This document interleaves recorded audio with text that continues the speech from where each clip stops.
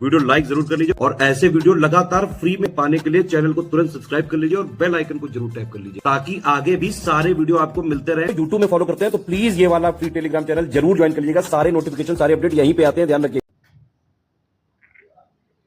नमस्कार दोस्तों, exam preparation के यूट्यूब चैनल पर मैं प्रियंका एक बार फिर से आप सभी का स्वागत करती हूं। और आज की क्लास में हम लोग पढ़ने वाले हैं आधुनिक भारतीय इतिहास के महत्वपूर्ण आंदोलन, घटनाएं और उनसे संबंधित जो भी विवरण है।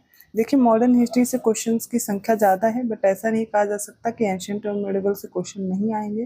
तो दोनों आपको वो भी तैयार करने हैं और मॉडर्न हिस्ट्री पे ज़्यादा आपको फोकस करना है, इंडियन नेशनल मूवमेंट पे। ठीक है, तो ये क्लास डेली दोपहर 1 बजे देखने को मिलेगी। अगर आप न्यू है चैनल पर तो टाइम बता रही हूँ, रात को 9 बजे मॉक टेस्ट भी आता है।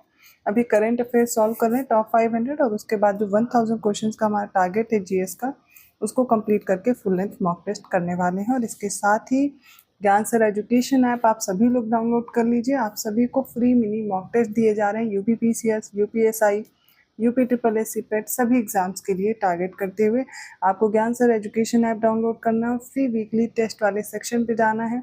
करंट अफेयर और इन सब के आप सारे सब्जेक्ट के देख सकते हैं, उसमें मॉक टेस्ट मिल जाएंगे और ऐड होते रहते हैं। तो आप उनको क्या करेंगे, उन सेट को डेली सॉल्व कीजिए और उन क्वेश्चंस को देखिए। देखिए, ये बहुत full length mock test type नहीं है जिससे कि आपको बहुत ज़्यादा टाइम जाएगा, लेकिन ये वो क्वेश्चन है जो आपके एग्जाम में पूछे जा सकते हैं और थोड़े थोड़े करके आपको पता भी नहीं चलेगा कब आप कितने क्वेश्चन हर हफ्ते तैयार कर लोगे। ठीक है, इसके साथ ही यूपी पीसीएस प्रीलिम्स के लिए जो प्रैक्टिस बैच है वो मात्र 99 रुपये में है। यूपीएसआई के लिए प्रैक्टिस बैच सिर्फ 49 रुपये में दिया जा रहा है। और UP triple S CIPET last time revision के लिए आप फ्री वीकली टेस्ट को सॉल्व कर सकते हैं। ठीक है, इसके अलावा कोर्सेज तो अवेलेबल हैं ही, ज्ञान सर एजुकेशन ऐप पर मिल जाएगा। ज्ञान सर डिस्काउंट कूपन कोड है अप्लाई करते ही।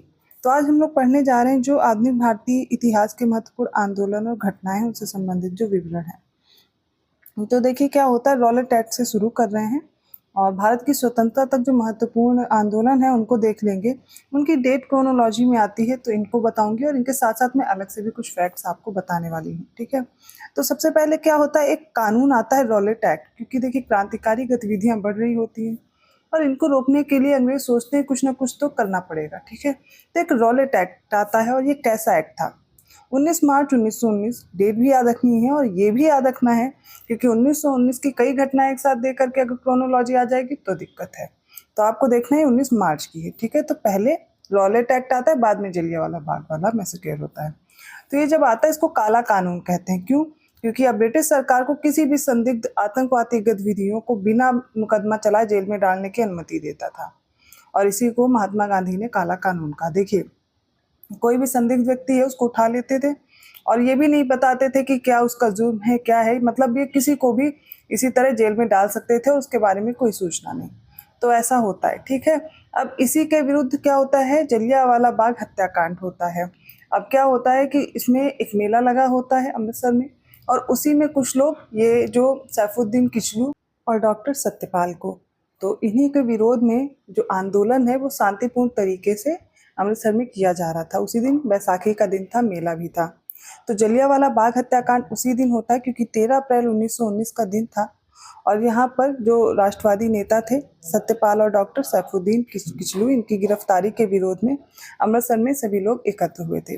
और कुछ देर बाद ही एक ब्रिटिश सैन्य अधिकारी होता है जनरल डायर, ठीक है, अपने सैनिकों के साथ पार्क में दाखिल हुआ होता है और लोगों को पार्क से बाहर जाने की जो चेतावनी है वो भी नहीं देता है और उन जो निहत्थे सैनिक थे उनके भीड़ पर गोली चलाने का आदेश दे देता है। और गोली तब तक गोलीबारी होती है जब तक उनका गोला बारूद खत्म नहीं हो जाता। तो हज़ारों की संख्या में लोग मारे जाते हैं। खैर, उनकी रिपोर्ट के अनुसार बहुत कम ही व्यक्ति थे जो घायल हुए या जिनकी मृत्यु हुई, लेकिन यहाँ पर बहुत से व्यक्तियों की मौत हो जाती है क्योंकि भगदड़ मच जाती है और कोई भी गेट नहीं था, एक ही गेट था, जिसकी वजह से गोलीबारी की वजह से बहुत से लोग यहाँ पर मर जाते हैं। ठीक है, और घायल भी होते हैं। इसके बाद अब क्या होता है, इसका बहुत ज़्यादा विरोध होने लगता है और इसके बाद हंटर कमेटी बनती है इसकी जांच करने के लिए। तो हंटर कमेटी की रिपोर्ट कब प्रकाशित होती है, 28 मई 1920 को। इसका गठन किस लिए हुआ था, जो जलियांवाला बाग नरसंहार हुआ था इसकी जांच करने के लिए, लेकिन ये भी लीपापोती कर देते हैं। ठीक है, ये भी इनकी तरफ से कोई ऐसी रिपोर्ट में ऐसी कोई बात नहीं कही गई थी और इतने कम लोगों की संख्या में मृत्यु बताई गई। दूसरी बात, इसमें जनरल डायर के खिलाफ भी कुछ ऐसा नहीं कहा गया, बताया गया कि वो अपने कर्तव्यों का पालन कर रहे थे। इसके बाद क्या होता है कि इससे आहत होकर के गांधी जी असहयोग आंदोलन शुरू करते हैं। ठीक है, तो इसके बाद असहयोग आंदोलन शुरू होता है 1920 में और इसी के साथ ही खिलाफत आंदोलन भी चलता है। तो दोनों याद रखिएगा 1920 में। ठीक है, तो 1920 में जब शुरू होता है, बीच में क्या हो जाता है, जब ये असहयोग आंदोलन चल रहा होता है, इसके बाद कहा जाता है कि अगर ये हमारी मांग, जो हमारा स्वराज का जो लक्ष्य है, अगर ये नहीं पूरा करते हैं तो हम क्या करेंगे, सविनय अवज्ञा आंदोलन शुरू करेंगे। लेकिन बीच में एक घटना हो जाती है, चौरी चौरा कांड, 4 फरवरी 1922 को, क्योंकि गांधी जी हिंसा के समर्थक नहीं थे और ये एक हिंसा हो जाती, चौरी चौरा की घटना 4 फरवरी 1922 को ब्रिटिश भारत में संयुक्त प्रांत जो आधुनिक उत्तर प्रदेश है, यहाँ पर एक गोरखपुर जिला है और चौरी चौरा स्थान पर एक घटना हो जाती है। तो यहाँ पर क्या होता है, जो असहयोग आंदोलन में भाग ले रहे थे प्रदर्शनकारी, उनका एक जो बड़ा समूह है वो पुलिस से भिड़ जाता है और गोली चला देता है। इस घटना के परिणाम स्वरूप महात्मा गांधी को ये पता चलता है और वो असहयोग आंदोलन जो उनका चल रहा था वो यहीं से वापस ले लेते हैं। ठीक है, तो यहाँ तक की बात समझ में आ गई होगी, असहयोग आंदोलन और चौरी चौरा कांड तक। असहयोग आंदोलन लेने के बाद क्या होता है, गांधी जी को गिरफ्तार कर लिया जाता है। ठीक है, और बाद में उनकी बीमारी के कारण उन्हें छोड़ा जाता है, लेकिन 6 वर्ष की उन्हें सजा दी गई थी। अब इस बीच में क्या होता है, साइमन कमीशन की नियुक्ति होती है। ठीक है, ठीक, जब असहयोग आंदोलन वापस लिया था, इसी बीच में स्वराज पार्टी का भी गठन होता है मार्च 1930 में, चित्तरंजन दास और मोतीलाल नेहरू के द्वारा। ठीक है, इसमें नो चेंजर्स और प्रो चेंजर्स थे जो परिवर्तन चाह रहे थे। कुछ ये चाह रहे थे कि जैसा गांधी जी ने बताया हम रचनात्मक कार्य करेंगे, जैसा उन्होंने बताया उन्हीं की सीख पर आगे चलते रहेंगे। लेकिन स्वराज पार्टी का क्या मानना था कि हम क्या करेंगे, हम जो पार्टी मतलब हम क्या करेंगे, चुनाव लड़ करके विधान परिषद में जाएंगे, चुनाव में भाग लेंगे और फिर वहां पर हम उनका क्या करेंगे, असहयोग करेंगे। तो इस तरीके से वो दूसरी तरह से चाह रहे थे और इसी बीच में थोड़ा सा विभाजन आप देखने को पाते हैं कि स्वराज पार्टी की स्थापना होती है मार्च 1923 में। आगे बात करते हैं। अब आगे जो साइमन कमीशन जो 1919 का आया हुआ था, ये जो एक्ट, तो उसी की जांच के लिए 1929 में बनना था, एक कमीशन की नियुक्ति होनी थी उसकी जांच के लिए। लेकिन नवंबर 1927 में ही, 8 नवंबर 1927 को ही एक कमीशन बन जाता है जिसे हम साइमन कमीशन कहते हैं। तो ये जॉन साइमन की अध्यक्षता में बनता है। 7 ब्रिटिश संसद सदस्यों का एक समूह था, ये सभी के सभी जो ब्रिटिशर्स थे। और साइमन कमीशन का उद्देश्य क्या था, जो 1919 की प्रभावशीलता थी, उसकी जो अधिनियम आया था उसकी प्रभावशीलता की समीक्षा करना था और भारत के राजनीतिक भविष्य का निर्णय करना था। और भारत में साइमन कमीशन का विरोध किया गया क्योंकि इसमें कोई भी भारतीय प्रतिनिधि नहीं था। आप भारतीयों के लिए ही कानून बना रहे हैं और भारतीयों के लिए विधि बना रहे हैं, लेकिन वहां पर कोई भारतीय ही नहीं मौजूद हो, तो आपको कैसे पता कि यहाँ पर जो आपका भारत परिषद अधिनियम आया था 1919 का, उसकी समीक्षा कैसे आप कर पाएंगे, कि आपको तो नहीं पता, आप तो सब अच्छा अच्छा ही बताएंगे क्योंकि अपने बारे में बताना है। अब यहाँ पर साइमन कमीशन का बहुत ज्यादा विरोध देखने को मिलता है। ठीक है, और इसके बाद आप इसी बीच में देखेंगे 1928 में, अक्टूबर 1928 में खराब फसल के कारण गुजरात के किसानों को लगान वृद्धि के विरोध में सरदार वल्लभ भाई पटेल के नेतृत्व में अक्टूबर 1928 में बरदौली सत्याग्रह शुरू किया जाता है। ठीक है, इसी बीच में आप बहुत सारी क्रांतिकारी गतिविधियां देखने को पाएंगे कि सॉन्डर्स की हत्या कर दी जाती है ना, 1928 में, 17 दिसंबर 1928 की डेट याद रखिएगा। इसके बाद लाहौर षड्यंत्र भी चलता है 1929 का। ये सारी चीज़ें मतलब कि इस समय क्रांतिकारी गतिविधियां भी अपनी चरम पर हैं। ठीक है, तो इनको याद रखेंगे। अब स्वाधीनता दिवस की घोषणा होती है 2 जनवरी 1930 दिया गया है। ठीक है, तो 26 जनवरी को स्वाधीनता दिवस के रूप में मनाने की घोषणा की गई। लाहौर अधिवेशन आपको याद होगा। कम्युनल अवार्ड 16 अगस्त 1932 को मैकडॉनल्ड ने दलित वर्गों को भी अलग प्रतिनिधित्व प्रदान किया। देखिए, जब साइमन कमीशन आता है तो लॉर्ड बर्किनहेड होता है जो चुनौती देता है, क्योंकि उनके जो ये साइमन कमीशन की जो रिपोर्ट थी इससे हम लोग संतुष्ट नहीं थे, भारतीय संतुष्ट नहीं थे। तो ये कहते हैं कि अपने लिए आप ही कोई ऐसा संविधान बना के दिखा दीजिए, खुद से तो बनाया नहीं जाता है। अगर आप बना सकते हैं और सभी लोग संतुष्ट हों तो हम भी देखते हैं कि भारतीयों में संविधान बनाने की क्षमता है। तो क्या होता है, नेहरू रिपोर्ट प्रस्तुत की जाती है 1928 में। तो मोतीलाल जो नेहरू होते हैं वो नेहरू रिपोर्ट प्रस्तुत करते हैं, उसमें कुछ चीज़ें मांग की जाती हैं, उनको नहीं मानते हैं वो। 1 साल का समय दिया जाता है क्योंकि उसमें पूर्ण स्वाधीनता नहीं दी गई थी, स्वराज की मांग की जा रही थी, और वो भी वो नहीं मानते हैं, जो कि अंग्रेज नहीं मानते हैं। इसके बाद सविनय अवज्ञा आंदोलन शुरू हो जाता है। सविनय अवज्ञा आंदोलन जोर शोर से चल रहा होता है। बीच में क्या होते हैं, गोलमेज सम्मेलन हो जाते हैं। गोलमेज सम्मेलन राउंड टेबल कॉन्फ्रेंस में, पहले राउंड टेबल कॉन्फ्रेंस में कांग्रेस पार्ट नहीं लेती है, ठीक है। दूसरे में क्या होता है, गांधी इरविन पैक्ट हो जाता है। गांधी इरविन पैक्ट होने के बाद सविनय अवज्ञा को रोक करके कांग्रेस की तरफ से नेतृत्व करने के लिए गांधी जी जाते हैं, ठीक है। और क्या होता है, गांधी इरविन पैक्ट में कुछ फैक्ट्स हैं, वो अलग से भी डिस्कस करेंगे अभी, क्योंकि हम लोग सिर्फ डेट देख रहे हैं, क्रोनोलॉजी देख रहे हैं, और मैं समझा रही हूँ जिससे आपको आपके दिमाग में एक कहानी बन जाए और सारी घटनाएं याद रहें क्रम से। डेट नहीं याद है तब भी आप उसको क्रोनोलॉजी में लगा पाएं।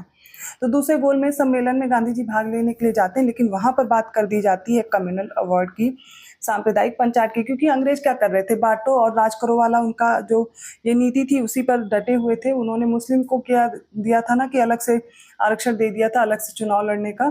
तो जो सेपरेट इलेक्टोरेट है ये दे दिया था मुस्लिम्स को, आंग्ल भारतीय को, महिलाओं को।